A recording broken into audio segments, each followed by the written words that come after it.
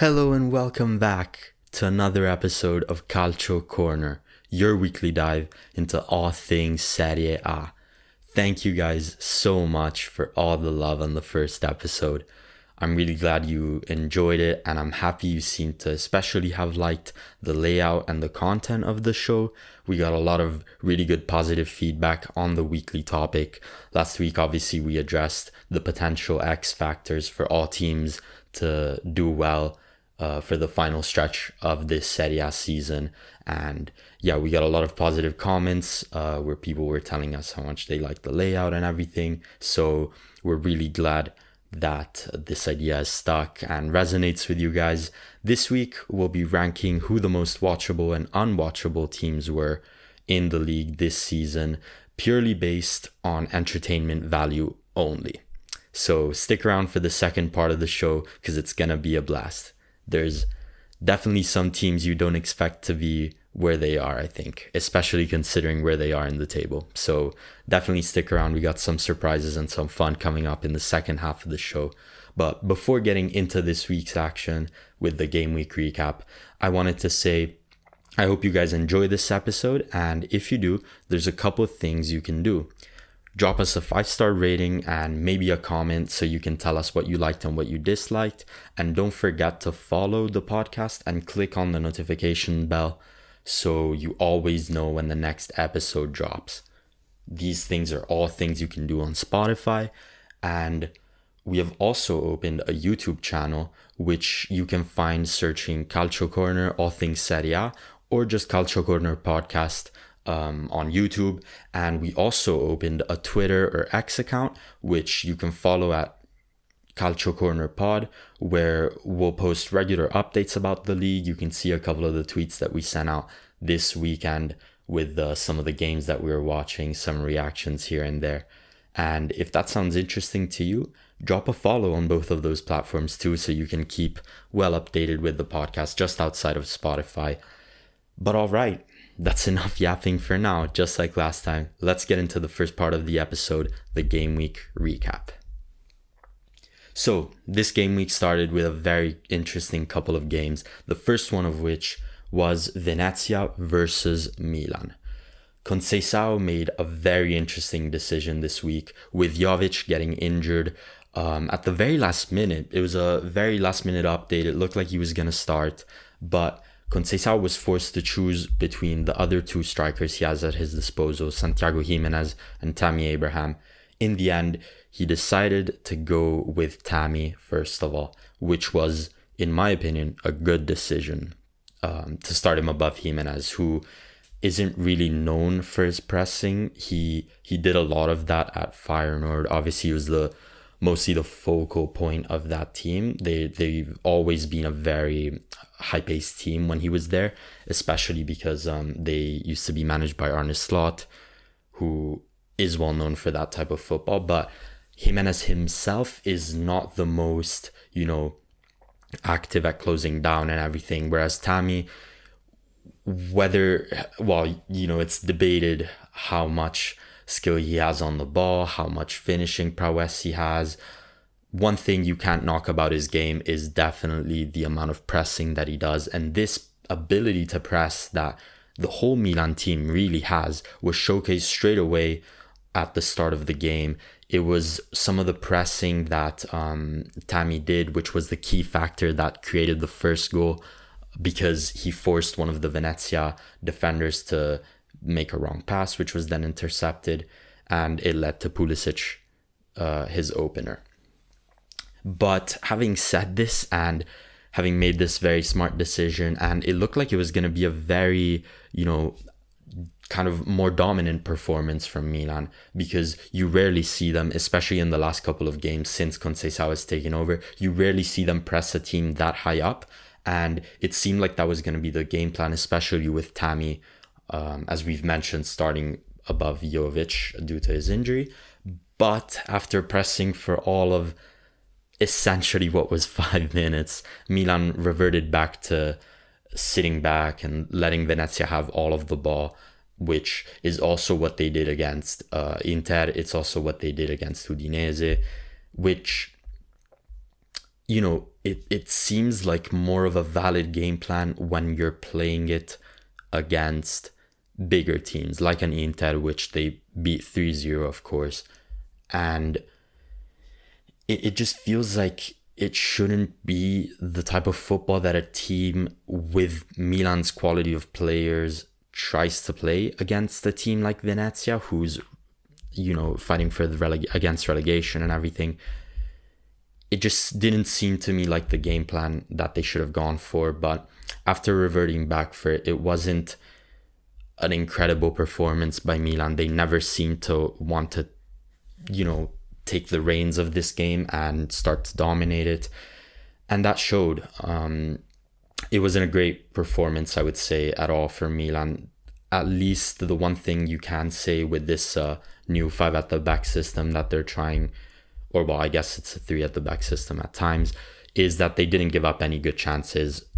I don't think that's the hardest thing to do against Venezia, but regardless, you have to give them props. They didn't give up too many great chances, and they were relatively solid at the back.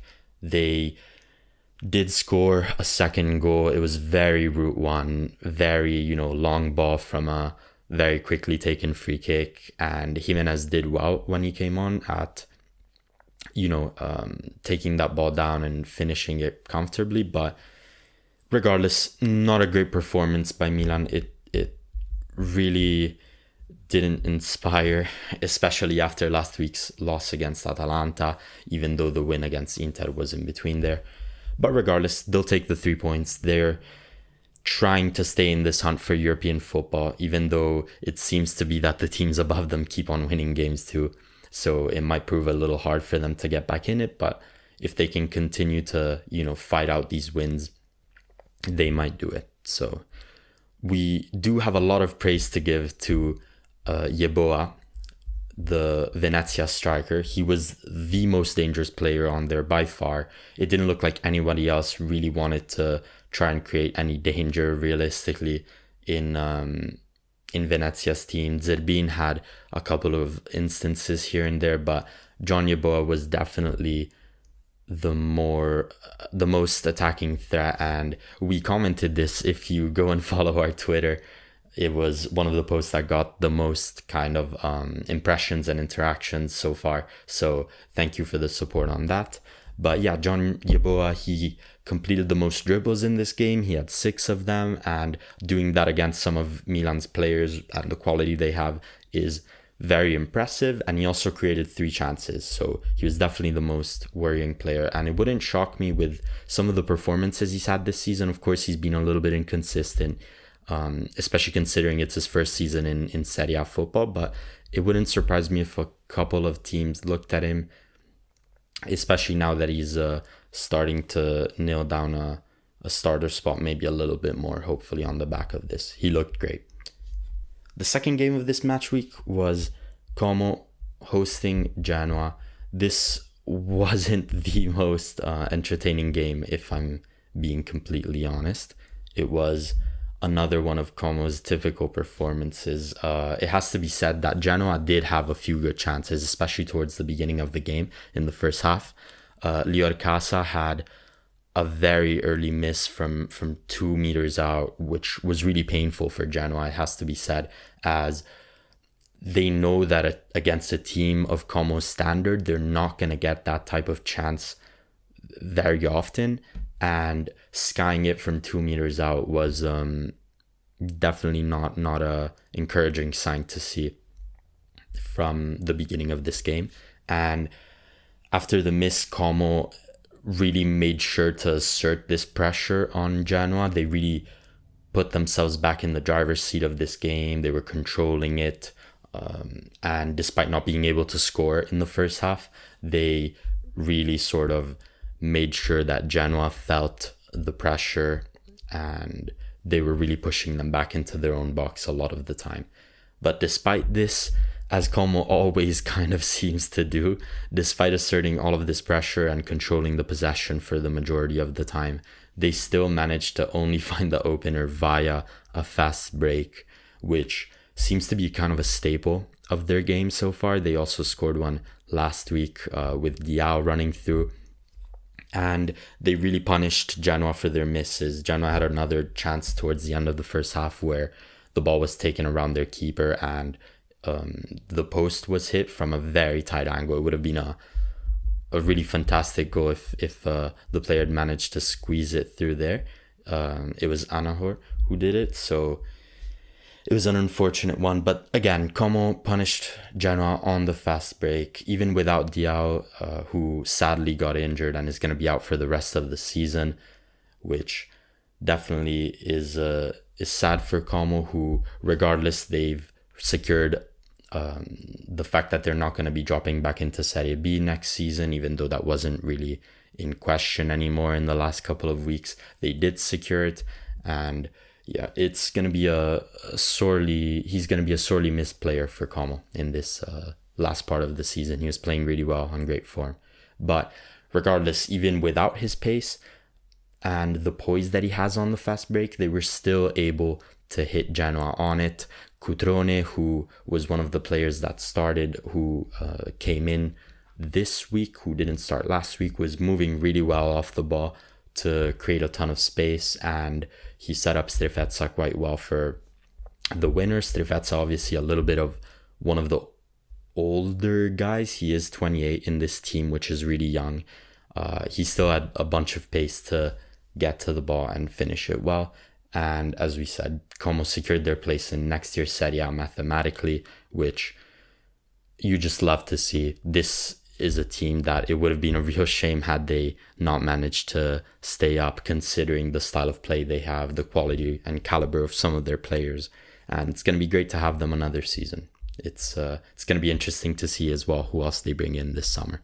So we'll see, especially with this pull they have with the Fabregas as your manager factor, the fact that they have a lot of big celebrities going to watch their games. The club has just a lot of aura in general. They were also able to attract a lot of big name players, and although many of those big name players didn't quite perform to the standard that they were expected to, someone like Sergi Roberto, for example, somebody like Pepe Reina, as we mentioned last week, they're still a fun and entertaining team to watch, so it's going to be nice to see what they can do. The third game of this match day was Fiorentina versus Empoli. The Tuscan derby did not disappoint. It was a interesting game from many perspectives, and it was a fairly even game, it has to be said, as this derby usually tends to be. You wouldn't really think of Fiorentina versus Empoli being a very even game because of the standards of those two teams. Empoli always seemed to finish towards the rather mid-table or lower table part of this Serie A, whereas Fiorentina always challenges for European football. They're always in that 7th, 8th spot, more or less. And so you wouldn't think it would be as close as this, but it's always been a very contested rivalry. It's really underrated, some would say. Fiorentina only managed to get this first win against Empoli since 2022. They haven't beaten them since 2022. In all competitions, if you remember, Empoli knocked them out on penalties in the cup this year. And with some good teamwork and some individual brilliance, it has to be said, Fiorentina took home this win, a really important win for them because they stay along their running mates who are also chasing European football. The teamwork came in from a lovely passing move, really, really good passing and going on the first goal.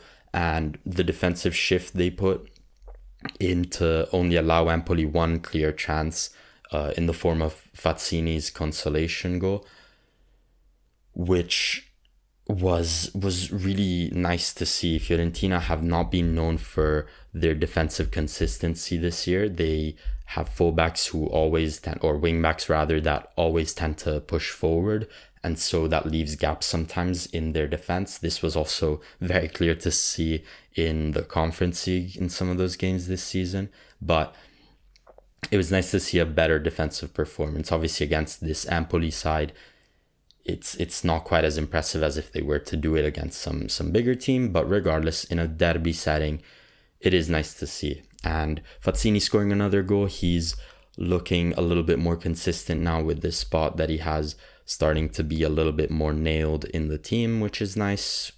Whether that comes at the expense of some of the injuries that Empoli have suffered this season or not, it can be debatable, but regardless, Fazzini, one of the younger up-and-coming talents in Italian football recently, so it's nice to see him get another goal. And some of the individual brilliance we talked about earlier, it has to be said, Rolando Mandragora is on amazing form right now. He seems to be really in the form of his life. It's been really nice to see, to be honest, because a lot of people doubted him after he had a couple of injury-riddled seasons, very inconsistent in terms of playing time and form. And so it's nice to see him bounce back. He's now registered 3 goals and 2 assists in his last 5 games, including the Conference League games, of course, as well. And yeah, he seems to be really good. It was a very, very amazing goal to set himself up for that bicycle kick that he scored, and to do that again in a derby setting. Whether it's the biggest derby, obviously it's not, but regardless, it was really nice to see. And another good performance from Yacine Adli too, who assisted and scored in this game. He has really struggled for consistency in this Fiorentina team in general, and so it's nice to see that. It's nice to see Milan looking to give him a little bit more playing time. And yeah, a good performance from Fiorentina in general. Empoli a little bit outclassed today. Next up, and this was really the game of the match week, it was the 2 higher profile teams playing against each other in this game week. A lot of the other big teams that are looking for titles or European contention were all playing teams towards the bottom or mid-table part of the league. But Inter Roma, wow, what an entertaining game, which it's some could say it was one of the most entertaining games between 2 top teams in Serie A this season. Roma takes the unexpected win at San Siro, and this is an issue that's been really plaguing Serie A as of recent. In a lot of big games between 2 high-profile teams, especially teams who are looking to try and win the league, or teams that are contending for European spots, it always seems to be a more boring, defensive and tactically oriented game, you could say.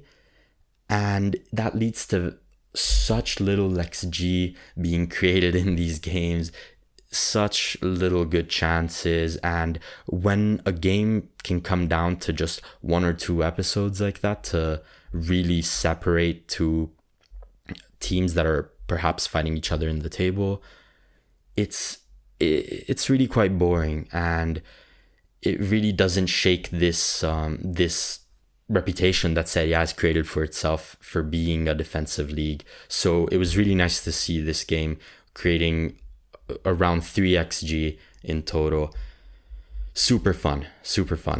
And while Inter has been dropping points recently, this was their second loss at home this season, with the other one having been to Milan, which realistically, that's more of a neutral fixture. Obviously, Inter and Milan sharing the San Siro. So Roma is the first team in all competitions, this includes the Champions League, that's managed to beat Inter away from home this season. And Roma, we talked about this last week in the X Factor portion of the pod. Roma has really been struggling this season to beat big teams. Ranieri even mentioned it in one of the press conferences that he gave after the game. This is the first big team that we've beaten other than Lazio this year. So it was a really impressive showing. They started by having a lot of control of the ball, which usually is really rare to see teams do against Inter, especially a team not expected to beat them like Roma. It's something Inter rarely gives up. And after a couple of fortunate bounces, it needs to be said, Sule found the opener. It was a neat finish. It went through Sommer's legs, so you could say a little bit lucky. But regardless, it was good for him to be in that position when he needed to be. And the assist ended up getting given to Shomurodov, but it's debatable whether that was really the case or whether the ball just sort of bounced off of him. Regardless, a nice finish by Sule, and that really set the precedent of now Roma can kind of fall back and try to defend this lead, which they tend to do against pretty much anyone that they take a lead against, really. And that really made Inter suffer. After this, Inter started to play like their normal selves, and Roma was really struggling to breathe, especially at the end of the first half. Inter had a period of around 5 or 6 minutes that they really dominated before halftime, and it really was looking like they were going to score. So Roma did well not to concede there.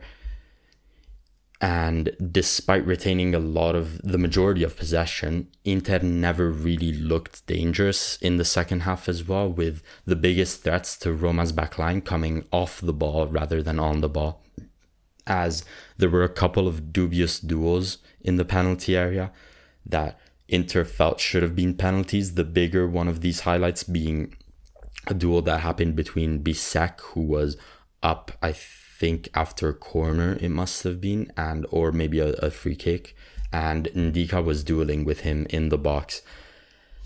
It was very dubious because for the majority of that play, when the cross comes in, Ndika was holding him, and Bisek, while he kind of lets himself fall, when he starts the action of going to fall, Ndika takes his hands off of him, which is what the referees seem to have been debating over.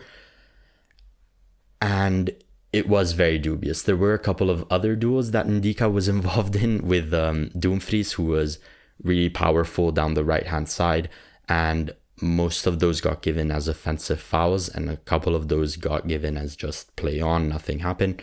So the one thing was that the referee, although it's dubious whether he was making the correct calls or not, at least he was being rather consistent with his decision making, which is a nice change of pace for Serie A, especially when the big teams are involved. The referees tend to be swayed either way, so it was nice to see that at least some consistency was going on. Whether those were the correct calls or not, it's quite debatable to say. Some of those penalties on Dumfries, I personally don't think would have been given, but the one on Bisek is definitely questionable, and the fact that it didn't at least go and get checked by the referee at VAR is interesting, to say the least, because Inter would have gotten some momentum back and they were pushing at that point, so it really could have been a game-deciding play there if the penalty got given. But despite this, Roma looked dangerous regardless, which they usually don't after they take the lead, but they looked dangerous, creating many big chances on counterattacks through the likes of Sule, who was really, really fast and really willing to take on both Gianmarco when he was on, and eventually Zalewski, who also came on. Sule was showing a real willingness to take them on one-on-one and dribbled past them many times, and Gianmarco has been kind of exposed in the last patch of Inter games, whether it's because of the injury he had suffered or whether it's because of fatigue, you can say, but he's been quite exposed from a defensive point of view. Obviously, everyone knows he's one of the best attacking wingbacks in Serie A and maybe even the world, with very good technique, very good crossing. But when it comes to the defensive side of the ball, many people have taken advantage of him. Also, Harry Kane was really displaying some dominance against him in Inter's quarterfinal in the Champions League. So it was interesting. Sule was doing this, Baldanzi was doing this, and Angelino was doing this as well. Angelino, who similarly to Gianmarco in the offensive side of the ball was creating a lot, but the moment Dumfries came on, who has to be said is a much more threatening attacking prospect than Darmian on that right hand side, Angelino was made to struggle, and that's why Ndika had to come in and kind of cover for him on Dumfries. But regardless, through these three diminutive forwards, Roma was really creating a lot of chances. If Dovbyk hadn't been as wasteful as he had been, Roma could have really taken control of this game through some of those counterattacks. So Inter were quite lucky to do that, and that's the argument a lot of Roma fans were using on social media when a lot of Inter fans were complaining about the penalties not being given. Roma was saying that Roma themselves had wasted a bunch of chances as well. So it was a really up and down game, really end to end, so super fun to watch. It's a shame for Inter because these 3 points that they dropped were made up by Napoli later in this game week, and now it becomes a really tight affair where Napoli have the upper hand. The title is in their hands. They don't play any European football while Inter has to travel to Barcelona. It's not looking good for Inter at all. While for Roma, they take a very unexpected 3 points they weren't expecting of getting, and through some of the other teams that dropped points this game week, Roma goes up into 6th place. They're now only 2 points behind Juventus, who's 4th, 1 point behind Bologna, and 5 points behind Atalanta. So Ranieri's turnaround and chase for the Champions League spot is really on right now. Whether they're going to be able to clutch it up in the end or not is debatable. They have a couple of big teams left to play in Fiorentina, Milan, and also Atalanta themselves. So it's going to be a really tight end of the season for them. We'll see what happens. Next up was Juventus against Monza. Juventus taking a relatively commanding 2-0 win this one. Nico Gonzalez with a very nice long shot from outside of the box to get things started. And it was a very good first half in general from Juve, who truly imposed themselves on Monza with some very good link-up play, very nice passing combinations between the likes of Yildiz, the likes of Gonzalez, McKennie, Thuram, even Colomwani, who started in place of injured Vlahovic. It was quite nice football to see, and it's the first time in a while that Juve has really displayed this a lot. They did well, to be fair, in their game against Lecce a couple of weeks ago, but under Tudor, it really hasn't been, well, under Thiago Motta as well, of course, but under Tudor, it's been more of a grind out games and get results type of football, whereas in this one, it was looking quite nice. Of course, the opponent is Monza, so you can never be, too overjoyed about this, but regardless, they did hold Napoli to only a 1-0 win, and Monza in that game had 11 men for the entire time, and so did Napoli, which wasn't the same in this game. So it was a good performance from Juve. Yildiz's red card, as we just touched upon, put a stop to what could have been a real 5-star Juve performance, some could say. And after the red, Juve kind of retreated and completely fell back to their old ways of just sitting back defensively. They didn't really play for the whole of the second half except one stray chance that Nico Gonzalez had. But Monza, however, were unable to really make themselves dangerous at all. And this paired with their next match being against Atalanta, who's really still, as we mentioned, in the fight for European football, has all but sealed Monza's relegation. But regardless, it was promising signs for Juve when they were with 11 men, and Gonzalez finding form in this last part of the season would be really useful to them keeping this Champions League spot, which they would really need, especially considering all the investment that went into this squad, both in January and in the summer transfer window. The least they could do is get Champions League football to kind of pay that back and not chalk up the season as a failed.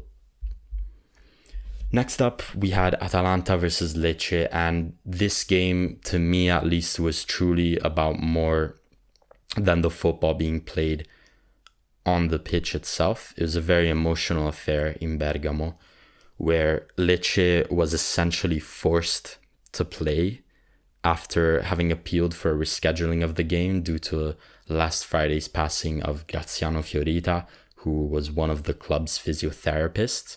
And Lecce in general as a city really came together for this instance. There were a lot of people commenting about how they were personally kind of friends with Graziano, and a lot of people who him and his family were therapists to in general outside of the club.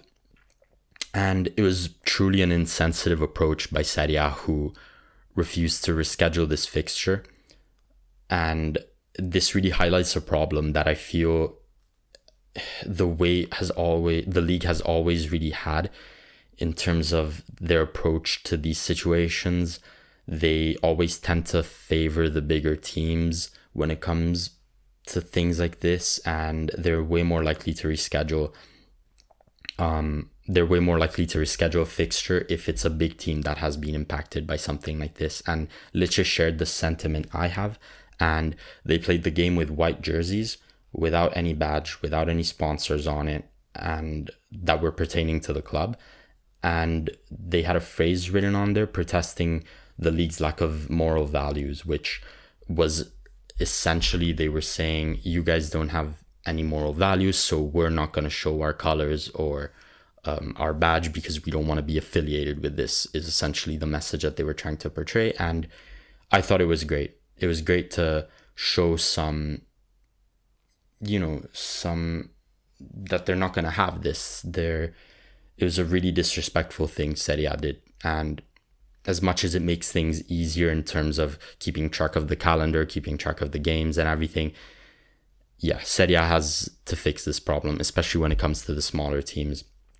But you could really see that this really rallied Lecce together, and this emotional Lecce side managed to escape Bergamo with a point, which is a massive result in their fight to stay up.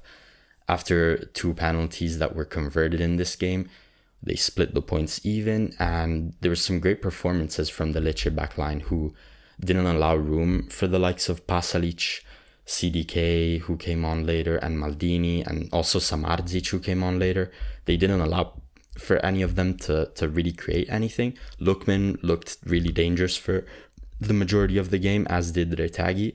But the other, as we touched on last week in the X Factors portion of the podcast, the third attacker slot is what's been bothering Atalanta for this whole season, and they didn't manage to find any form in that. So great performance from Lecce, great performance from Baschirotto in particular, who was really, you could see, the most touched and the most emotional about the recent passing of his physiotherapist. And it really rallied, it started a fire in him, it felt like, who he was really wanting to show something in this game, and he did. And I'm really happy that he managed to, because Serie A needs to really look at themselves after what they did this time and after how they addressed this situation in general. So I'm really personally proud of Lecce. Without having anything against Atalanta, they created a lot. They probably, you could say, deserved this win, but it really showed something to Serie A. So I'm really proud of Lecce in this one, especially after slandering them regarding their lack of goal scoring chances and opportunities last week. I'm happy that they managed to pull this result out of the bag. Next up, we had Napoli. Wow.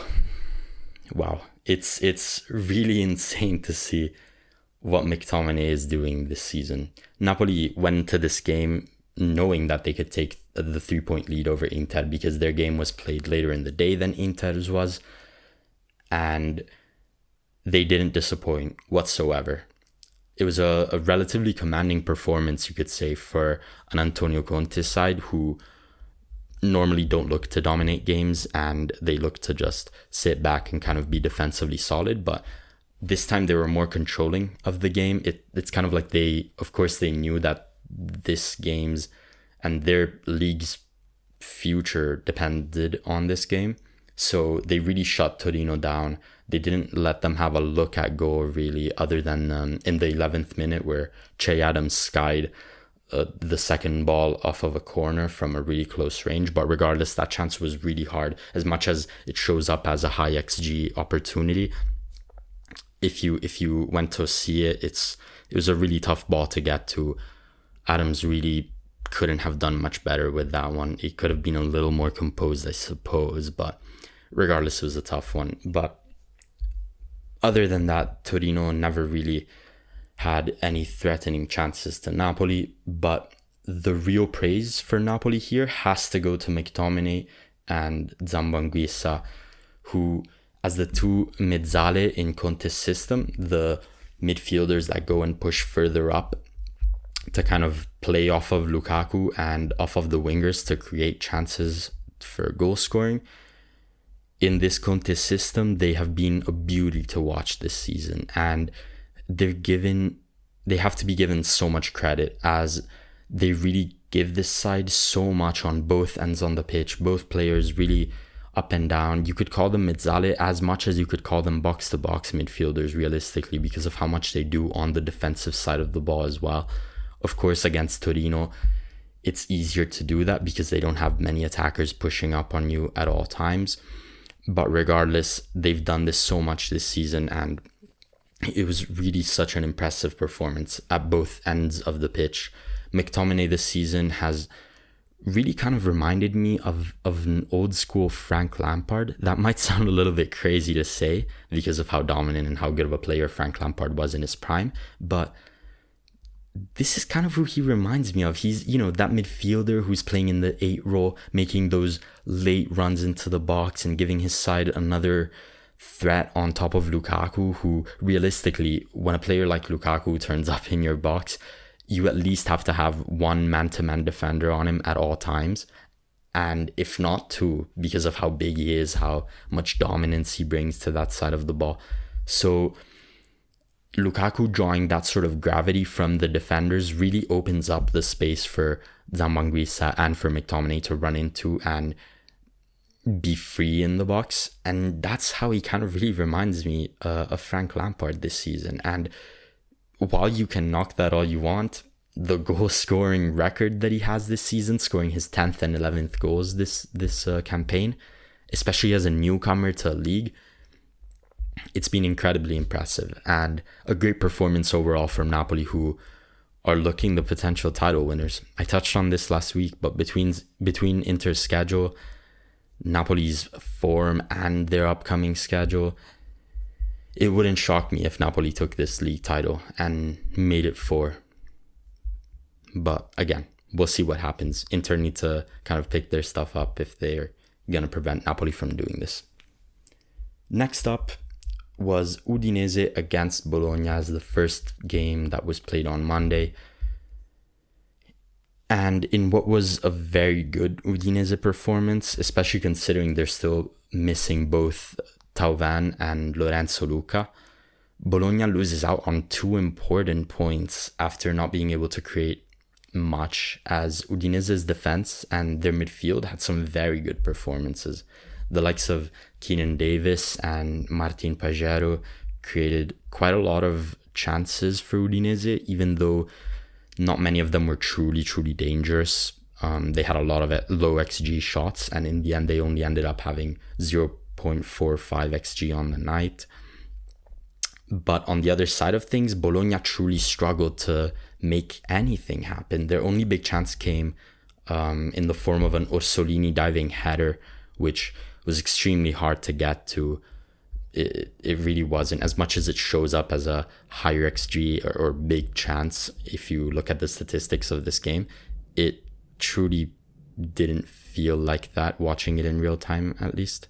So props to Udinese for having this on lockdown defensively. It was a relatively good game from them, it has to be said.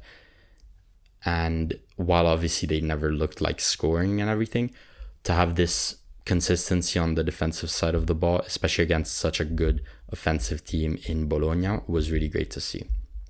Having said this though, a big shout out needs to be given to Juan Miranda, who had another great performance. From the moment they signed him, it truly seemed and gave off the energy that it was going to be a bargain. Of course, Miranda, well known for his great ball control, great ball playing skill, as many Spanish players in general are in all positions. He had another great performance today, and while he was keeping Izibue quiet on the defensive side of the ball, he also created 4 chances for his team, and from left back, that's super impressive. And considering the form that he's been on this season, he also has 6 assists in all competitions. It wouldn't surprise, or actually they all came in the Serie A, so mostly just in Serie A. It wouldn't surprise me if a bigger team came knocking, whether that's within Italy or elsewhere. It remains to be seen, but he's really, really showcased what he can do, even though he had truly already done that at Real Betis, but somehow Bologna managed to snag him. Yeah, he's been one of their best performers this season and one of the most underrated players on that team, definitely. So many props to him. Now coming to the last 2 games of the game week, which happened on Monday night. The first one was Hellas Verona against Cagliari, and it was a really nice all-round performance from Cagliari, really, who gets 3 very important points against a direct rival in Hellas Verona. And they're points that really mathematically almost help them clinch this their status as a Serie A team. They're now 8 points clear of Venezia, who's the 18th place team. And with 4 games to go, you would say that with 8 points, they should be relatively safe. So a great performance from them. And it was a very good performance, especially from the Cagliari midfield, who were breaking up the play and linking well with the attackers. And these props especially go to Adopo and Makumbu, who were really good. But the story of this game for me was really Pavoletti still managing to score in Serie A at the age of 36. It's absolutely incredible. Although it has to be said, it only really came through 2 truly bad positioning mistake from Hellas's backline. These 2 were really out of position. It was Coppola and Ghilardi, who just, it didn't seem like they knew where they were going or who they were supposed to be marking at all on this instance. Luvumbo put in a really nice cross for him, and Luvumbo in general had a good game, creating a lot of space, and he needed to be the one that ran when he's being paired up top with the 36-year-old. But regardless, he had a very good game, creating a lot of space for him. But yeah, the first goal comes at the expense of these 2 Hellas Verona defenders. And then to really add on top of his already bad performance, Ghilardi got a straight red card, which essentially sealed Cagliari's win. Because when it comes that late in the 85th minute, after you've been chasing the game for so long, it truly demoralizes you. It showed that it demoralized the team. And regardless, Hellas didn't really have any good chances whatsoever. They only shot 6 times in the whole game.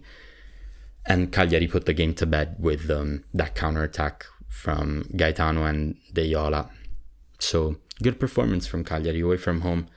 Hellas Verona as well, should they, I dare say, mathematically be safe. They're 7 points away from Venezia. And all 3 of the teams that are in the bottom, is including Lecce as well. So really all 4 of the teams that are in those bottom 4 play relatively hard fixtures next week. So it wouldn't shock me if nothing changed points-wise in there, which really helps Parma, Hellas Verona and Cagliari look for the near mathematic safety. So it remains to be seen. I think the real relegation battle is going to be between Venezia, Empoli and Lecce, which are 3 teams fighting for 1 safety spot. So it's going to be cinema towards the end of the season. But the last game of the game week was Lazio versus Parma, another team involved in this relegation battle realistically. And it was a truly shocking game. Literally, you could say nothing that could have been expected from this game happened whatsoever at any point of the game. It was a real entertaining last clash at the Olimpico, truly. And it was a truly boring first half to begin with. It has to be said. The first half peaked really early as well in terms of entertainment value, when just 3 minutes in, Jacob Ondrejka scored to stun Lazio, really. And he repeated this trick with another similarly scrappy goal at the start of the second half.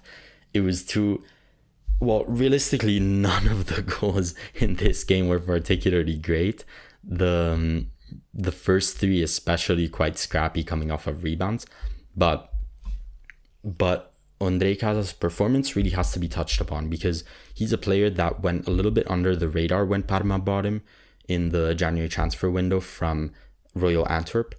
And he was having a really good season for Antwerp in the first half of this season. He scored 7 goals and provided 5 assists in Belgium's top division, which, while it's not the most reliable source of, if you buy a player from here, they're always going to pan out, it is relatively good numbers, especially considering that he was playing as a midfielder for them as well. And as we just touched upon, he was a relatively, under the radar purchase for Parma this January. They bought him for 7 million euros, and he hasn't really even been playing all that much. He only has 5 appearances, let's say, in his last 10 or so, in Parma's last 10 or so games. And for a lot of those, it was just cameos off the bench. One of them he scored against Inter, and to think that his first 3 Serie A goals have come against Inter and Lazio is absolutely insane. But yeah, I was really shocked when they didn't play him more. And considering that this was the first game he started and he gives you 2 goals, although yes, of course, they were scrappy, they were long shots.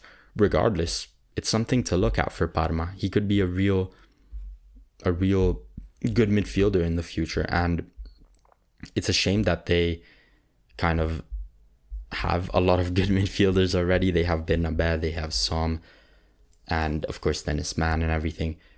But you never know. And he can also play as a left winger, Ondrejka. He's being played a little bit out of position in this system for Parma, but with Valeri being out on the left as a wingback, a good performance from the young Swedish player. So let's see, hopefully he can get some continuity now and start a few more games. But a stunned Lazio, though, had a few chances, but never anything that truly threatened until somehow 37-year-old Pedro came on, because Isaksen and Zaccagni, more Zaccagni than anyone, was really struggling to create anything. Boulaidia was also really struggling in this game. Isaksen at least had a couple of chances here and there taking on his man, but nobody in Lazio was really creating all that much. And it's insane to think about that a 37-year-old Pedro can still come on and give you this kind of performance. When the diminutive Spaniard first scored, it was a really similar goal. I touched upon this just now to Ondrejka's 2 goals, when it was essentially just because a bounce fell kindly to him, but it was a really good finish in a very tight angle because he was being closed down by Parma's defender. But it was a really nice finish on his weak foot as well, on his left, which went to the near post. And while it was a great cross from Pellegrini on the second goal that he scored, it's really hard for me not to give any fault to Parma's back line in this instance, because you've just let a 5'5" player score a header. And although I'm sure he scored headers before in his career, it's almost insane to me when you have a 3 at the back system, which essentially becomes a 5 when they're defending. And they had most of their team in their own final third, Parma, at the end of this game. It is insane to me how you let that diminutive of a player score a header. But regardless, it was a good performance from Parma. And while both teams had a couple of good chances towards the end of the game, which Lazio was creating via this really suffocating possession and really pushing up towards Parma's final third, Parma had a good chance of their own, a very good one, in fact, in the 93rd minute, if I recall correctly, which Dennis Mann took on the counter, and he really dribbled past a couple of players there, especially Luca Pellegrini, who was looking really tired towards the end there. But he just ran out of wind. He really did sprint a lot of the length of the pitch to create this chance, but he just kind of ran out of wind at the end and didn't have enough composure to really place his shot. And Lazio need to be careful, because things like that could become a dagger, and had they lost this game, it really would have not being great. They're already behind Roma regardless, and they would have been even if they lost this game. But they would have been tied on points with Fiorentina, which isn't great either. And so Lazio has to be careful. Also because, again, this is another game that they should have been winning at home, which they didn't, which is also something we touched upon last week in the X factors for the final stretch of the season portion of the pod.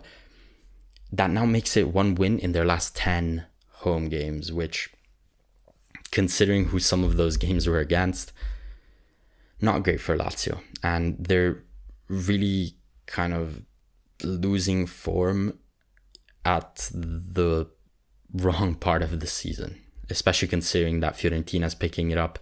Roma's been on an incredible streak of form. Bologna, even Milan is picking it up a little bit more now. And yeah, if they don't put an end to this really inconsistent form that they've been having, that could see them lose out on European qualification, which would be a real shame under Baroni this season. And while this was a very entertaining game to round off the game week, who have been the most fun teams to watch this season? You can find that out in today's weekly topic section of the show, where we're answering the question, who are the most and least watchable Serie A teams? Purely based, again, on entertainment value. This is coming up next, so don't go anywhere. Stick around for the second half.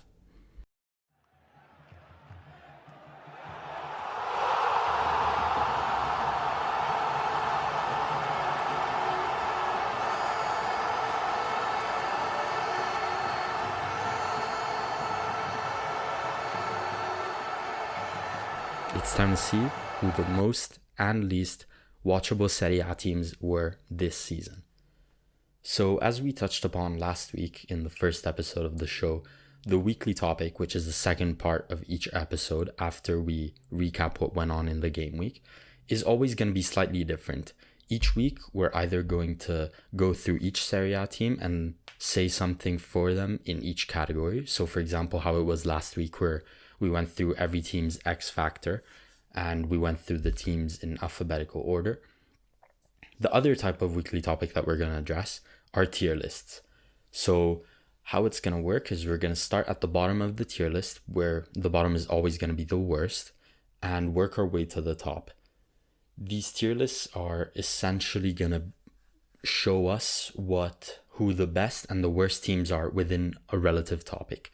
This week's topic is who the most and least watchable teams were in Serie A. And what do we mean by watchable before we actually start listing the team and I give you the reasons why each team is ranked in which tier? Well, watchability is kind of the entertainment factor, let's say, that keeps you engaged and keeps you entertained while watching a football game. So what we're looking for here is a lot of goals, a lot of goal scoring opportunity, chances created, maybe players that have a lot of flair to them who can kind of take their man on one-on-one and make opportunities happen out of nowhere. We're looking for a lot of quality, obviously, although not necessarily only quality. So yeah, just in general, a bunch of things that make a football game entertaining. And let's just say that there's some teams that make them a lot more fun to watch than some others in Serie A. So here's how it's going to work. We have 6 tiers in this tier list that go F, D, C, B, A, and S being the best one. S meaning super in this case, let's say, in this grading system. And we're going to start off with the first tier. Other than having their grade tiers, we also have a title for that tier. So we're going to start off in F tier. These are the least watchable teams. And the tier is aptly named If Nothing Else Is On, meaning, let's say, unless this team has a game going on where that's the only game happening at that specific time, I would not watch them. I would choose not to watch them. But I mean, if that's the only game that's on, I guess I'll whack it on and give it a go. So starting off, these are when it's within a tier, there's no particular order in this tier. We didn't order all 20 Serie A teams in order. So just think of the different teams that are in the same tier as being more or less on the same level of watchability. In this case, being the lowest level it could possibly be. We've got 3 teams in this tier, starting off with Lecce. I think, based on how I spoke about them last week, this must have been a little bit predictable. They are the lowest goal scoring team in Serie, and they've allowed a lot of goals as well. They have one of the worst goals differences in the whole league. And in terms of expected goals created, they're also fifth last in the league. It's just not a very entertaining team, in my opinion. I think you would have had an argument to have them maybe a little bit higher when Patrick Dorgu was still there. He was at least able to provide some entertainment factor due to his speed, his relative quick step that he has when changing direction. But ever since they sold him in January, this team has lost a lot of its entertainment factors. The wingers aren't particularly adept at, beating their man one-on-one. They play with a very direct style of football where they're mostly defending themselves a lot of the time. They struggle to link passes between each other. And that just doesn't really make for great entertainment. So, as I touched on last week, they only have 6 different goal scorers in this Serie A season. So Lecce are definitely an F-tier contender. In this list, I would only watch them if nothing else was going on, if there weren't any other teams playing in that moment.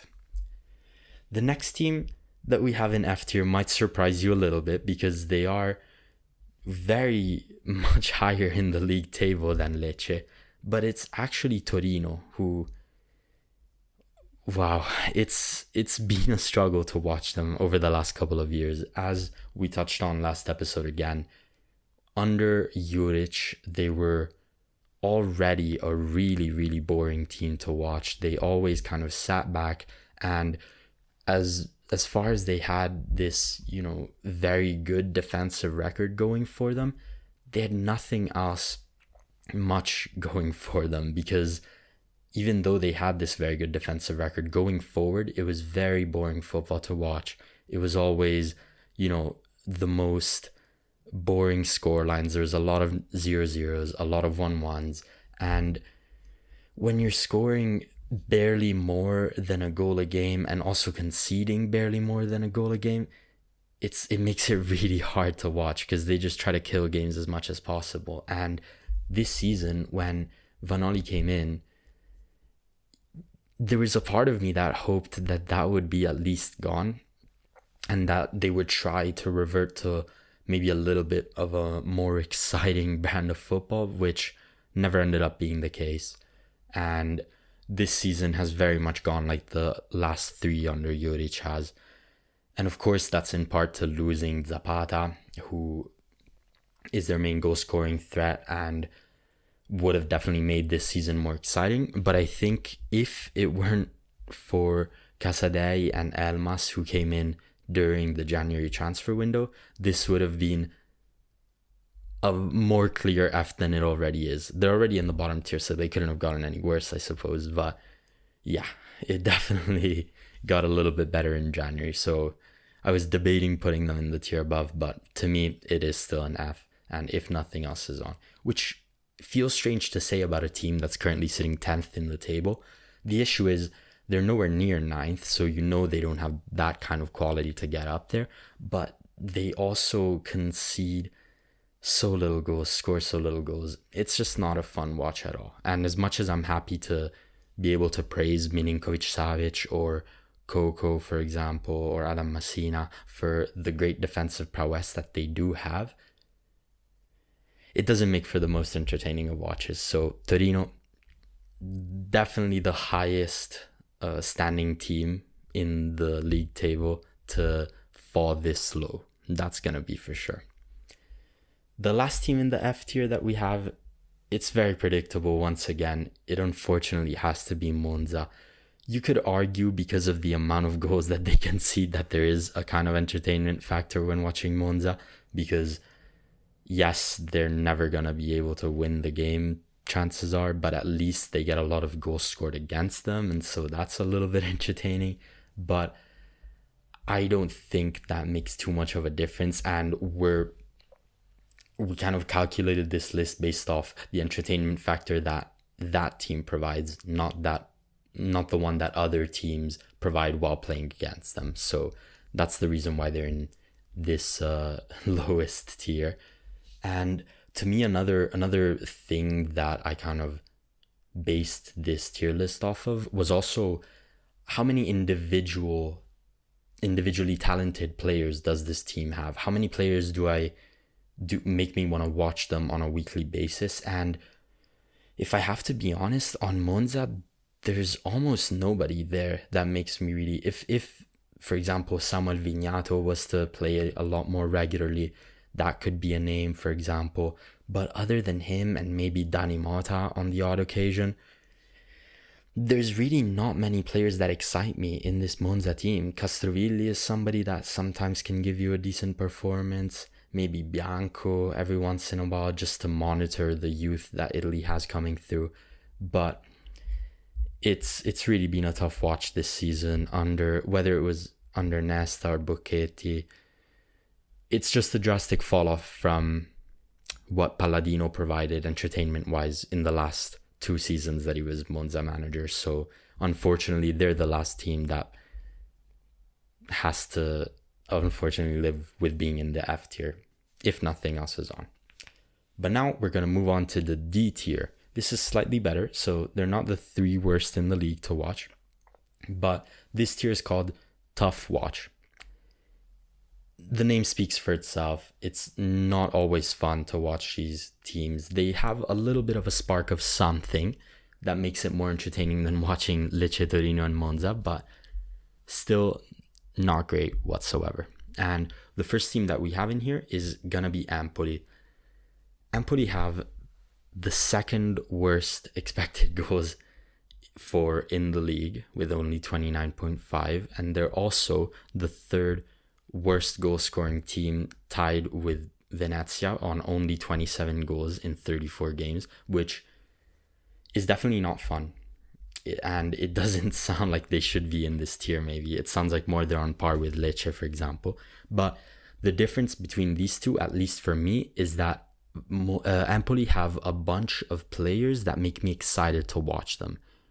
Players, for example, like Esposito, someone like Fazzini that we touched on earlier this episode. These are exciting players, and exciting young players at that, who it's interesting to watch them develop at the very least. And so it makes me much more likely to watch a side like them. Plus, their formation at least is a little bit more exciting. They try to go forwards when they can, at least sometimes. And even Colombo, somebody like Pellegrini who got injured earlier this season, they do provide a little bit of entertainment and more one-on-one prowess, let's say. So I think that's what kind of differentiates Empoli from the other relegation candidates, and that's why they're in this tier. And speaking of other relegation candidates, the last one we have is also sitting in D tier, which is Venezia. Venezia is very much in here for similar reasons. I think they also do have a much more expansive playing style. Di Francesco has always been a manager that tries to get his team playing attacking football, which has really been reflected in some of the performances that Venezia have had this season and also last season. I think, yeah, there's quite a difference. They also don't concede as many goals as the other two, so they're always much more likely to be in a game. And then when I say the other two, I also mean Empoli and Monza, the other relegation candidates, as well as Lecce, to be honest. Venezia concede a lot less goals, which I did take at the detriment of Torino, because while Torino are much more likely to be in a game, it's kind of a more somehow boring brand of football, because at least Venezia try to hit people on the counter. Sometimes they try to dominate the possession, try to have a spell where they have more possession, whereas Torino are just happy to sit further back. And I think Venezia also have a couple of players that do excite me, especially when they play one-on-one. Yeboah, for example, we touched upon him earlier this episode. He has always been a fun player to watch kind of in a one-on-one setting since he arrived at Venezia this season. They have a couple of young players who are showcasing their talents for the first time. Players like Nicolussi Caviglia, players like Gianluca Busio or Zerbin as well. So at least they have a few individual talents that make me want to watch them. Also, the performances of Radu this season have been incredible to watch. He's been such a focal point of this side, especially in the last couple of weeks. And yeah, at least Venezia make me a little bit more excited. And hey, if they're going to lose games at the expense of doing so, so be it, because it is more fun. That's for sure. The next team that we have in D tier is Genoa. Genoa, as we mentioned in the first episode with talking about their X factor being they need to be able to find goal scoring sources more, you can see that they've based a lot of this campaign under Vieira trying to be a good defensive side, and they've managed to do that. But that hasn't come too much at the expense of their play going forward. They are 14th in the league in terms of expected goals, which is better than Torino, it's better than Lecce, it's better than Venezia. So I think they deserve to be in this tier. They have 34.1 expected goals on the season, only scored 29, unfortunately, which is one of the worst records goal scoring wise of the season. But at least, they, under Vieira, they have tried to, as well as Venezia, take control of games every once in a while. They have a couple of players who do make me excited watching them. Somebody like Caricol, who plays at left back, is always a fun watch. He has 4 assists this season, so that's always been nice to see. Somebody like Andrea Pinamonti or Fabio Miretti are also fun and exciting players to see a little bit more of. Pinamonti maybe less so, but definitely Miretti has been a little bit more, especially considering how many props he's been getting before coming to Genoa. It was really fun to watch his progress going with them. Definitely not anything too exciting to consider putting them in a higher tier, but it's been nice to see them develop under Vieira after Gilardino left. So I would say that they're deserving to be in this tier, definitely. Lastly, in the D tier, we had 4 teams in here. The last team that we have in here is Hellas Verona, who, out of the bad teams, I think might be the bad teams being the D and F tier teams in terms of entertainment factor. Hellas Verona is definitely one of the more exciting ones because they try to go forward a bunch, and they tried to do this more at the start of this season. We're taking the whole season into perspective, not just the last couple of weeks. They tried to go much further forward at the start of the season, and that ended up leading to them conceding the most goals in the league still so far, even though they've bettered their defensive record. But it was very fun to watch this kind of team go for it, without kind of a care in the world. They always just went for it, tried to score some goals, and they have a couple of exciting players that make you want to watch them do that. Somebody like Mosquera, somebody like Amin Sarr, for example, Chachua as well. There's a couple of fun players that definitely, with their pace, make the game much more exciting. They have a faster kind of tempo on the ball a lot of times, and even though you can argue that it's maybe not the most entertaining team because of the amount of goals they've conceded and because their goal difference is tied for second worst in the whole league, I don't think it's been the worst of worst watches when it comes to Hellas Verona. They are at the same time in D tier, so it's not like we've put them very far up, but regardless, not the worst. The next tier we have coming up is the C tier, of course. We have 3 teams in here, and this tier is called On Their Day. This name hinting at the fact that these teams, the majority of the time, don't provide the most entertaining, fast-paced football in the world. But on their day, they know how to put a show on sometimes, maybe depending on which players are healthy, which players are performing that day. And the first team we have coming up in this tier is Cagliari. Cagliari have one of the better goal scoring records out of the teams in the bottom part of the table. They're sitting in 14th right now after their win against Hellas Verona yesterday. They have some players that make you a little bit excited to watch. For example, the fast-paced and kind of destructive midfield that you have with Macumbo, with Adopo, and also some of the creativity and the goal-scoring threat that Marin brings is always really fun to watch. Zortea and Augello on both wings are also entertaining to watch. Augello having one of his best seasons in terms of creativity that we've seen, and Zortea having a really good goal-scoring season with 5 goals from right wing back. It's a team that knows how to hit you on the counter. They have players like Luvumbo, which although didn't live up to the hype that he was initially expected to bring when he first arrived at Cagliari, he's still a fun player to watch, really high pace, ready to hit teams on the counter. And they also have players like Roberto Piccoli, for example, who it's fun to see them kind of rejuvenate, not necessarily rejuvenate, but find some form again with a team that will give them more opportunities. And to me, all of this paired with players like Yerry Mina, for example, or Gianluca Gaetano that can put on a show every once in a while, is the recipe for a relatively alright team to watch, relatively entertaining. And I wasn't expecting this to be the case under Davide Nicola, their new manager for this season after Ranieri left, but it has been, because usually his reputation is that of being the manager of teams that are just trying to not get relegated, but he has gone for it more than I would have expected to. And with some of the attacking players this team has, they've provided a better watch than I expected them to. They're also 11th when it comes to expected goals this season on 39.4.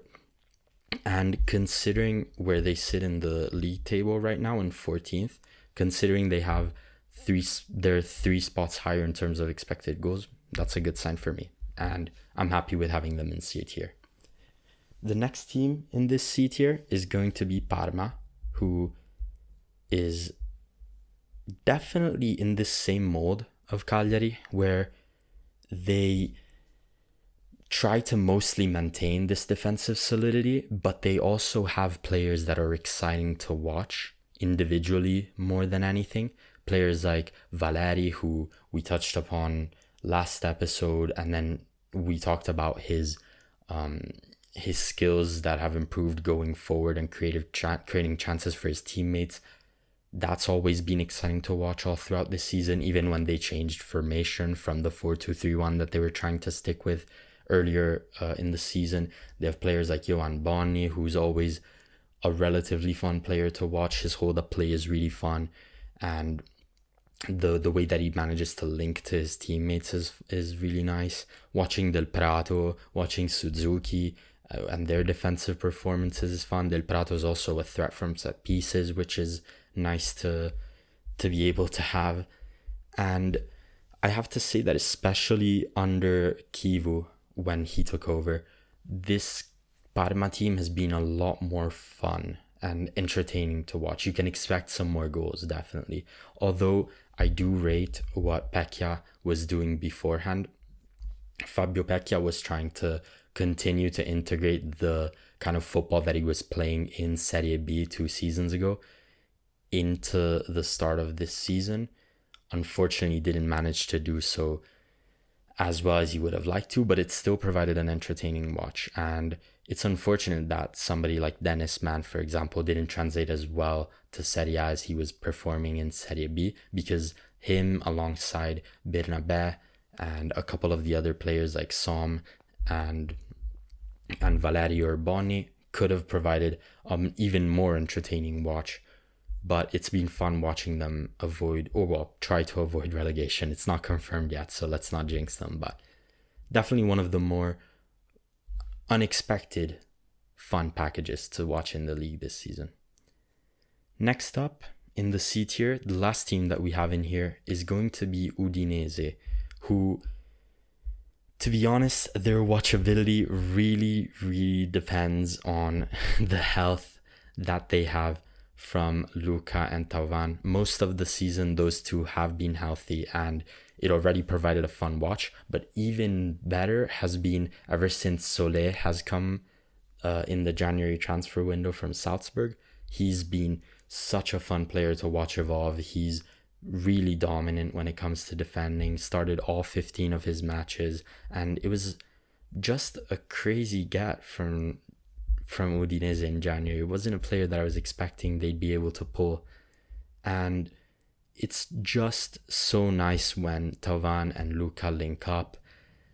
The issue is, and the reason why they're only in this C tier, is because as of recent, without those two players being there, and more specifically when Tavan isn't there to try to create all of these chances, it's been a lot harder to watch. Now that players like Atta and Pajero are getting integrated a little bit better, as well as the skill and the speed of Kamara and Izibue on the wings, that has been a little bit better. But I really have to say that without Tavan going forward, this team doesn't have the same spark, and it's really made me want to watch them less, especially in this last stretch that they've been without him and Luca too. So really dependent on the health for them. But now we're moving on to the B tier. And this B tier is called hit or miss. This means that the teams are a little bit inconsistent in terms of the entertainment factor they bring, and it's a very kind of 50-50 shot whether you're going to get an entertaining game or whether you're going to get a more boring one. And there are some controversial teams in this tier.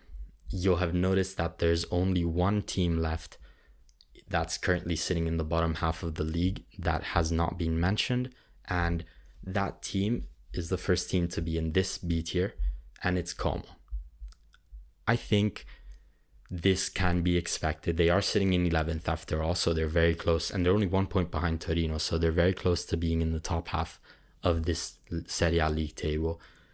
But I don't think there can be much debate over Como being deserving of a place in this B tier, especially when you see who the next teams are in it. Como have, whether they're playing their brand of possession-based, dominating football with a higher tempo and this more tiki-taka style of just flinging the ball around between everybody, or they're playing their classic counterattacks that they've been managing to hit every team on, whether it's one of the bigger teams or one of the smaller teams. Como provides so much entertainment, and of course a lot of that has to do with Nico Paz, the performances he has had this season.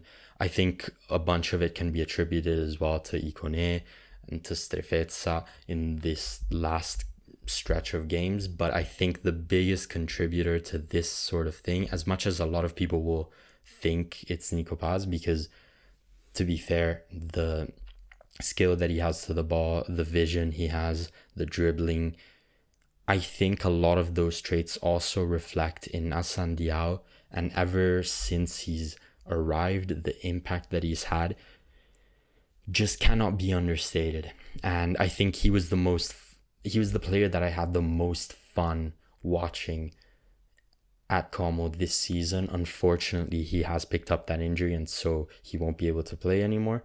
Having said that, Como were still entertaining in this match against Genoa that they played without him.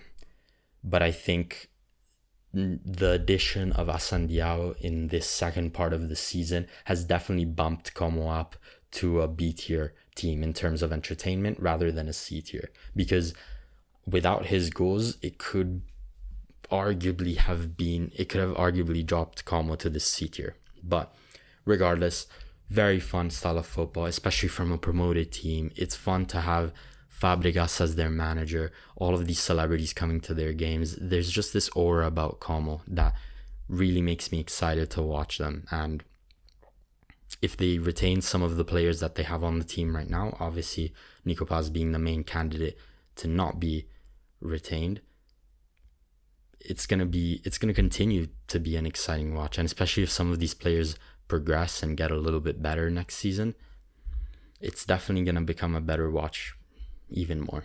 So I'm happy to have them in this B tier, hit or miss. Next up in this B tier, we have Juventus. Now,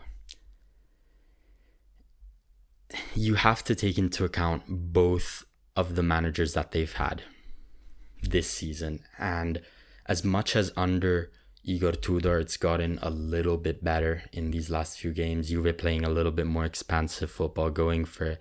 And especially this kind of emphasis that Tudor is putting on wanting the Juventus players to run more. It's definitely been more entertaining, but at the same time, under Thiago Motta, it was a really hard watch. It has to be said, because, well, obviously the main characteristic of that Juventus team under him was the amount of draws that they were getting. They have 14 draws on the season, which is tied with Parma for the most draws in the league. And as much as they provided not bad results for this Juventus team, it is still not the most entertaining thing to watch on a regular basis. There's also the fact they only scored 51 goals this season, which, as much as that is quite a bit, it's not coming close to the biggest and the best teams in the league. And as much as they are sitting in this 4th place right now and holding down the Champions League spot, while also not conceding too many goals, it's never really made for too much of a fun watch until Tudor came, and now it's a little bit more interesting, definitely. But until Thiago Motta was there, definitely not great. Also, the addition of Colomwani in January has definitely made this a little bit more watchable, and now the fact that Nico Gonzalez is also getting healthy and getting consistent minutes has also really helped. But in the grand scheme of things, I don't have a problem putting them in the same tier as Como. They have scored a lot more goals than them, and they've conceded a lot less, but it's still, the level of entertainment is similar, definitely similar. And in a similar mold to that, the next team that we have up here is Roma. And it's kind of hard to say that, considering the unbeaten streak that they're currently on, and considering the amount of narratives that you had this season, from first De Rossi being there to then that transitional period under Juric that went completely terrible, and now this narrative of Ranieri coming back to his hometown club and rescuing them and trying to push them for this Champions League spot.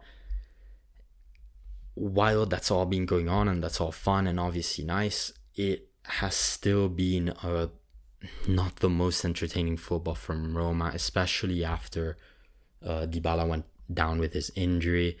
There are a couple of young players that have kind of sprung up, like Sule, for example, who's managed to show a little bit more of what he can do in that Roma side. But considering that so many of those games that they've been on in this unbeaten run are either draws or 1-0 wins, you can really see why they're stuck in this B tier, in not the most entertaining of fashions, definitely. And the only redeeming factor about them is, as we've mentioned, individual player performances like Sule, like Dybala, like Manu Kone, for example. But yeah, otherwise, I'm very happy to leave them in this B tier. I don't think they're deserving to be in the same tier as some of the next teams that we have in the A tier. Having said that, though, there is one more team in this B tier, and this might be maybe the most egregious shout of the lot in terms of where we have them. But the last team in this B tier is the league leaders, Napoli, right now. And as much as there might be critics about that, as much as people might disagree with me on that, I don't think they're deserving to be in the next tiers in terms, when it comes to entertainment value, because of course they're getting the results, they're getting a lot of clean sheets, they're getting their defensive record, which was always a staple of any Conte team. They've conceded 6 goals less than the next best team. They're also not creating all that many chances. They're 6th when it comes to expected goals this season. They're under Roma, under Lazio, under Milan. And it's just not been the most fun football to watch. As much as it's winning games for Napoli, you can't take away the fact that for a neutral's point of view, it hasn't been the most fun, especially since Kvara left in January. It's definitely gotten harder because Spinazzola has started a bunch of games at that left wing spot.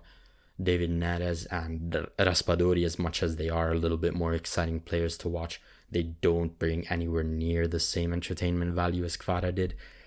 And when it comes to who the most entertaining players are to watch on this team, it probably has to be Zambanguissa and McTominay, who we touched upon earlier in this episode, because while somebody like Lukaku is racking up goal contributions, he has 22 contributions this season between goals and assists, the style of football that he plays and that Conte plays around him is just not super entertaining to watch. He's always with his back to goal. He's always trying to link up play with the midfielders or with the wingers, and it just really slows everything down. And the worst part has to be whenever, and this applies to other teams in this category like Juventus or like Roma, whenever they take a lead, they never seem to try to push for more. They're always happy to kind of backtrack and hold the lead that they have, which has sometimes led to Napoli fumbling some games, which is why we talked about their X factor last week not being, not feeling too nervous and not wanting to fumble leads more. So I think this is a fair spot for Napoli. I really toyed with the idea of putting them in the A tier just because of how dominant they are when they do have a lead and when they hold it.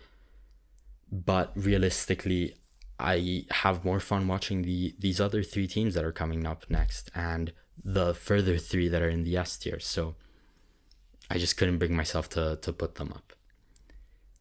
The next tier that we have is the A tier, and this tier is called Fun Watch. Just standard, just you know what you're getting. An entertaining game. It might not always be a banger. It might not always be the most fun watch you've ever seen in your life, but there's always some sort of entertainment going on with these 3 teams. And the first team that we have coming up in this category is Lazio, who have the 4th most expected goals in the league. They have 50. They are above Roma and Napoli and also Juventus, which clearly shows as to why they should be in a higher tier than them. They also have the 3rd most goals scored in the league this season. The issue for them is they've also conceded a ton of goals, only conceding 3 less goals than Como this season. But it's because they push high. They always try to keep a higher tempo up. And for me, one of the biggest reasons why Lazio is here is because they have so many players that you can watch them individually within a game and not get tired, and you're always going to stay entertained. Players like Zaccagni, players like Boulaïdia, Isaacsen, even the players that they have off the bench in Dele Bashiru or Pedro, for example, as we mentioned in this week's episode.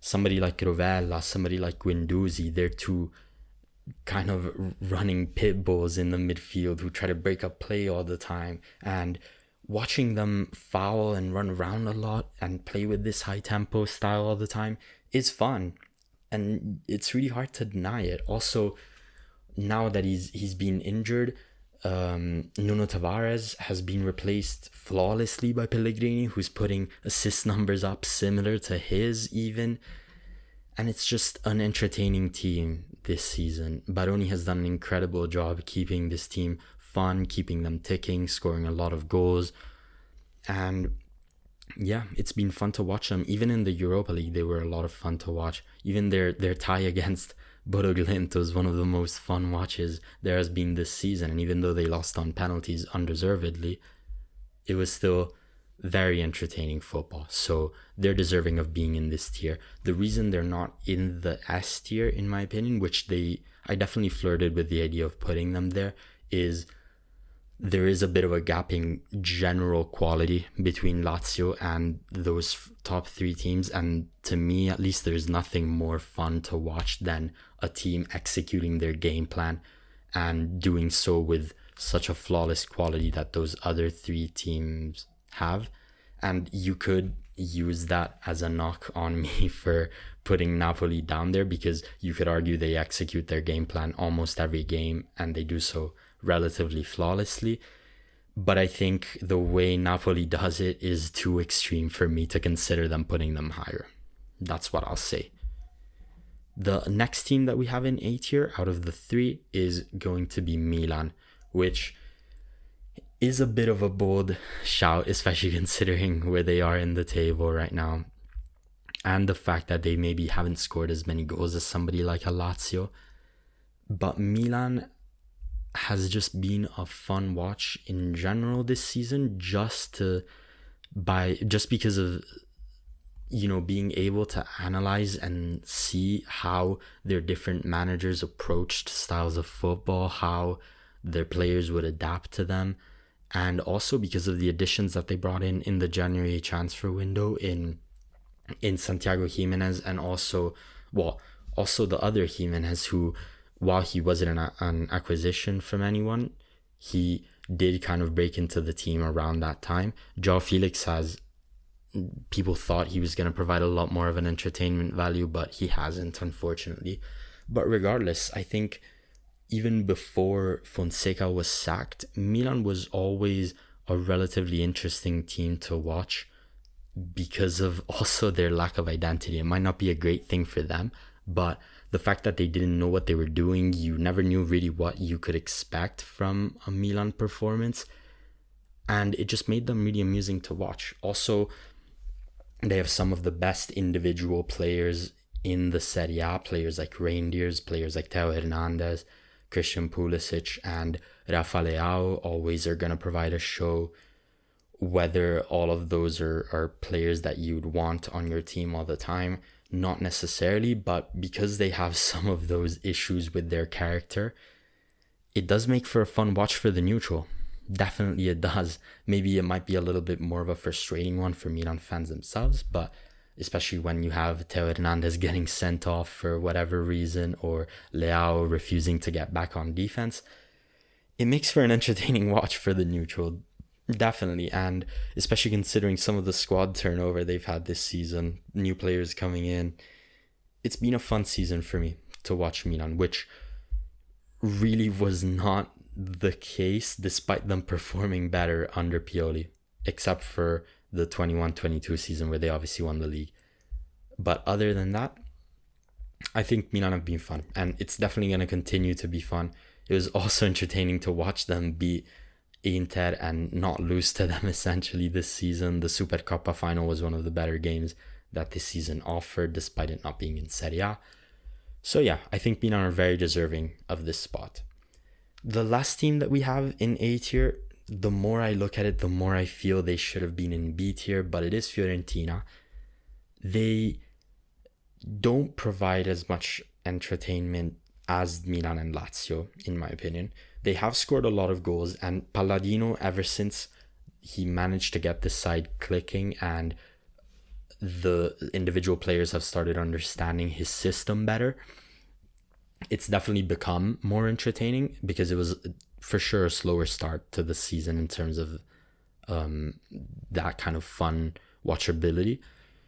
But now that the players are bought in and they understand the system and everything, it's definitely been more fun. There was also some performances at the start of the season that were very unexpected, like that game where they put so many goals past Roma. They beat Juventus 3-0 earlier this season. There were a very good couple of performances. They also beat Inter 3-0, which people tend to forget nowadays. And for me, one of the most fun things to watch this season has been this Moiscan revival out of nowhere, or not even really a revival, because he never has had a season where he's performed to this high of a level. He has been he has had seasons where he's performed under Juve and showed some of the potential that he was always praised as having. But this season, it's been so fun to see him blossom, even for the Italy national team when he scored those goals against Germany. It's just so nice. And Palladino plays a style of football that obviously is quite different to how Italiano plays, Fiorentina's last manager. But it still needs to be said that I don't think, despite the style of play being different, it has knocked the entertainment value too much from how Fiorentina was playing in these last couple of seasons. It's a shame that Gudmundsson couldn't keep himself healthy the entire season to have him starting next to Ken more. That would have been more fun, and it's been nice to have, on the contrary, Dodò being healthy after last season where he wasn't at all, because he is a very entertaining player to watch. Wingbacks who are attacking are some of the most fun players to watch, in my opinion, in any game of football. So it's definitely been a very, very entertaining season from Fiorentina's point of view. Also, this, as we talked about earlier this episode, this Mandragora revival has been amazing and super nice to see as well. So I hope they keep it up. I hope they manage to keep some of their players. Moiscan has been linked to some bigger moves abroad. I hope they manage to keep some of their players, and more importantly, to keep Palladino, which I think shouldn't be too much of an issue. But yeah, that wraps up the A tier, the fun watch tier. And now we come on to the S tier. This is the must-see TV tier. These teams, no matter what time it is, no matter what other games are on, I am always at least tuned in to their game. At least I have their game going on while someone else is going on.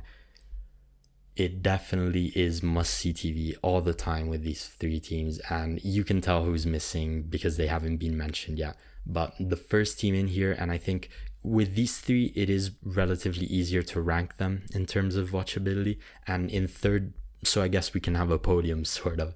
In third place then, in terms of most watchable team in Serie A this season, has to go to Bologna. I know they weren't third place in most watchable this season for the entire season. Definitely not. But in my opinion, the kind of turnaround that they've had towards the second half of the season, especially after they got knocked out of the Champions League, has been so entertaining to watch. They've also kept it up in the Coppa Italia. Yes, you can say they had an easier draw against Empoli, but Empoli had to beat some big teams to get there, so you can only play who's in front of you. But the style of play that Bologna has been playing under Italiano, when it started clicking, I didn't think that Italiano could get them playing this more fun and more entertaining football than what Motta had them playing last season, but he somehow managed to.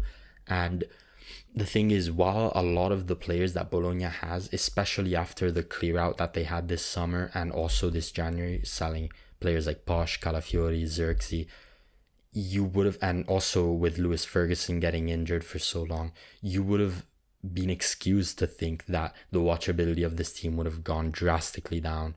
Many people predicted them to come crashing out of the Champions League, which happened, but at the same time, they were still adapting to this new system of playing. And now that they did, it's been so entertaining to watch. The high press that they maintain, the high back line that they have.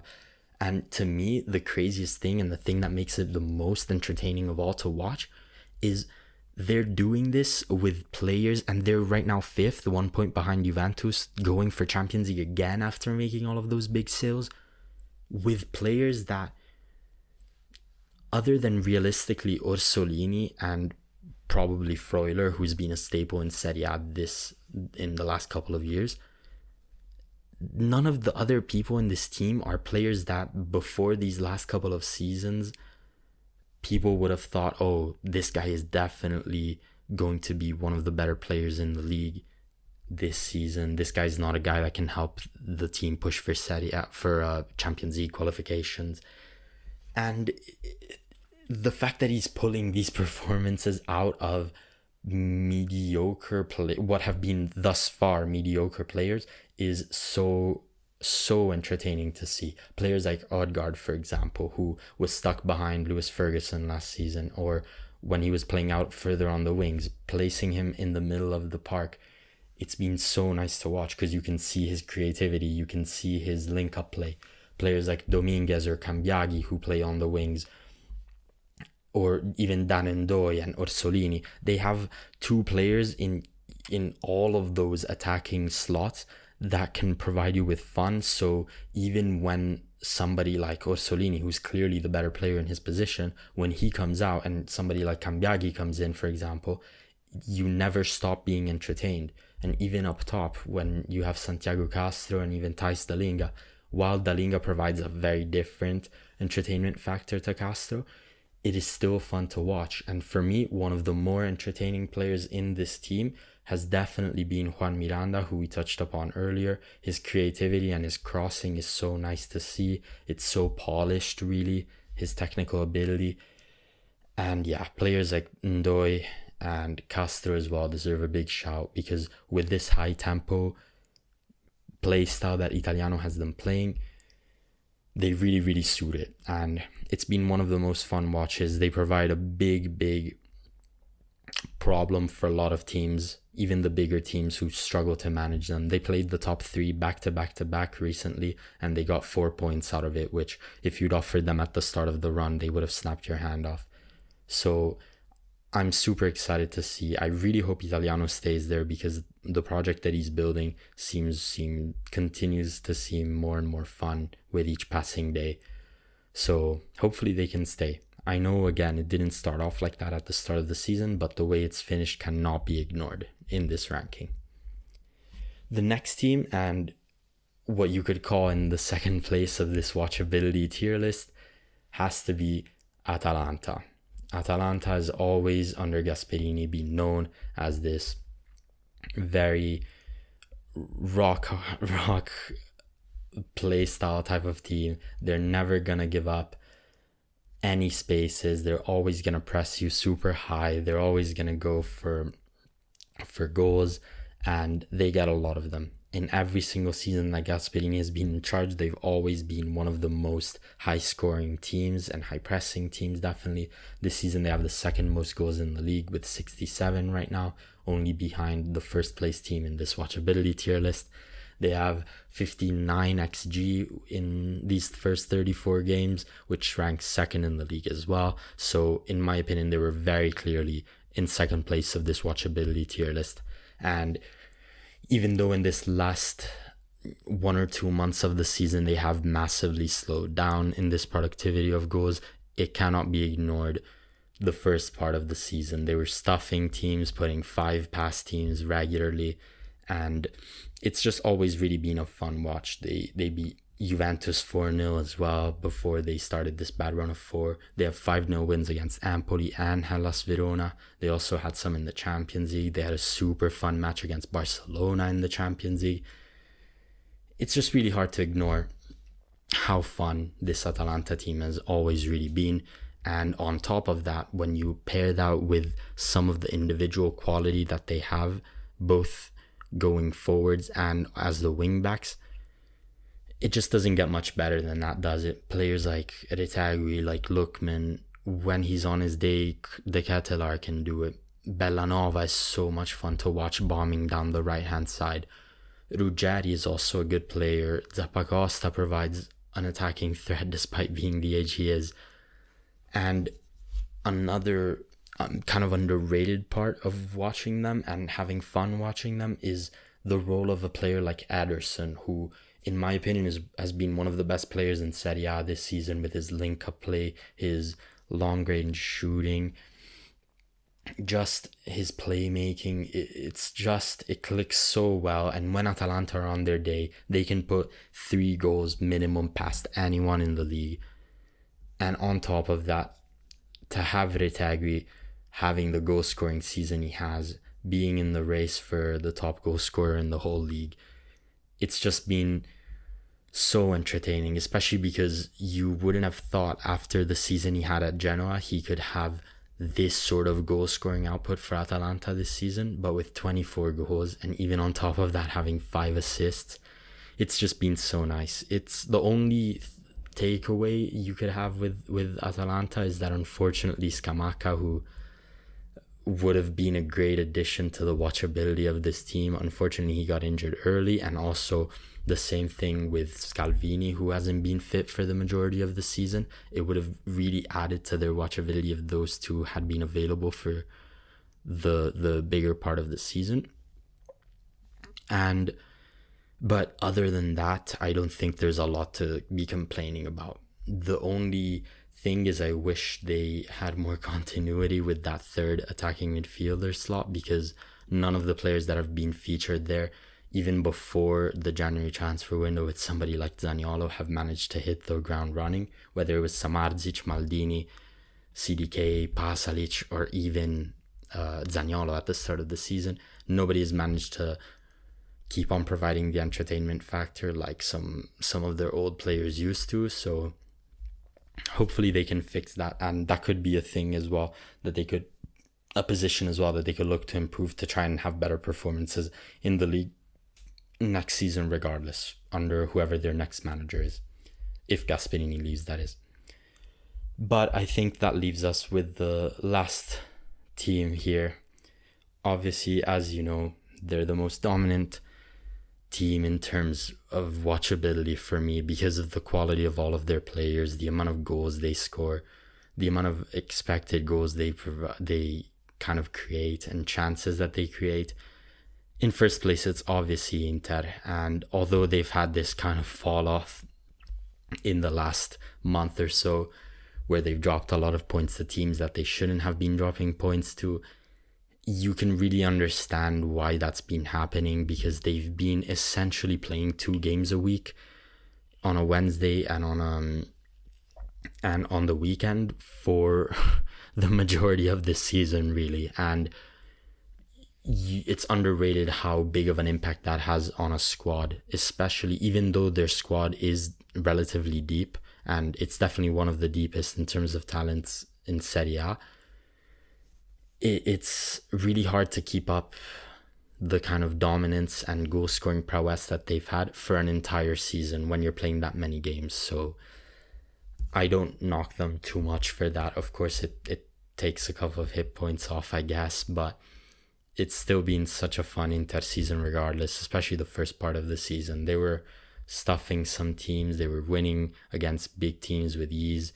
Think about their 8-0 aggregate scoreline against Lazio that they've had this season. That 6-0 win against them was so entertaining to watch, and with 6 different goal scorers as well. It's just been a really, really fun Inter season. I just wish it hadn't come to an end like this. But you never know. Maybe they can still rejuvenate themselves and find results when they can. But then you talk about the individual quality that this squad has, and it's not really comparable to anybody else in this league other than maybe Napoli or Atalanta here and there.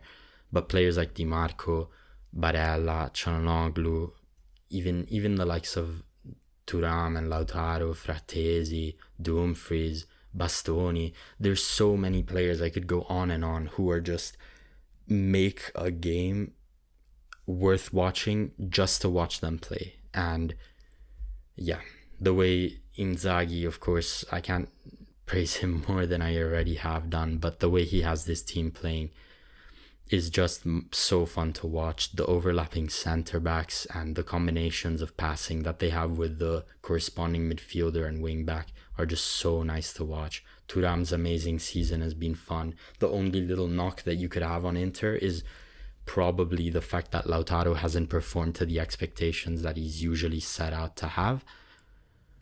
But even without that being the case, they've still managed to find sources of goals in pretty much every other player that he has around him. So I think that solidifies Inter as the top team in terms of watchability in Serie A this season.